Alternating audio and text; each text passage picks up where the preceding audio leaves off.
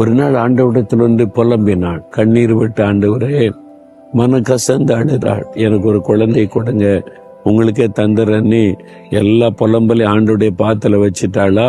அதன் பிறகு அவள் புலம்பவே இல்லை, கண்ணீர் வடிக்கவே இல்லை, சந்தோஷமா இருக்கிறா, மன மகிழ்ச்சியா இருக்கிறா.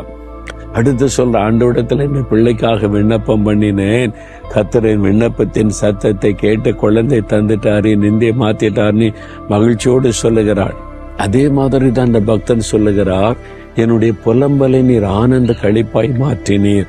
உங்க வாழ்க்கையில எத்தனையோ காரியத்துக்கு புலம்புனீங்க, ஆண்டவர் அதில் அற்புதம் செய்தார்ல, ஆனந்த களிப்பாக மாத்தினார்ல, நன்றி சொன்னீங்களா? இன்றைக்காவது இன்னைக்கு சொல்லுங்க, ஆண்டவரே என் புலம்பலை ஆனந்த களிப்பாக மாற்றி விட்டீர், எனக்கு நன்மை செய்தீர், எனக்கு அற்புதம் செய்தீர், உமக்கு ஸ்தோத்திர, நிந்தையை மாற்றினீர், சுகம் கொடுத்தீர், உமக்கு ஸ்தோத்திரம் சொல்றீங்களா?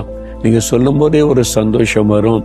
தொடர்ந்து ஆண்டவர் உங்களுக்கு அற்புதம் செய்ய அது வழிகளை உண்டாக்கி கொடுக்கும்.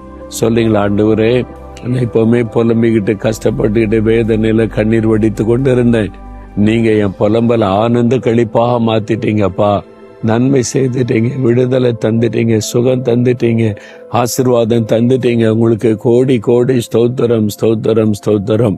இயேசுவின் நாமத்தில் துதி பலிகளை ஏறெடுக்கிறேன் பிதா.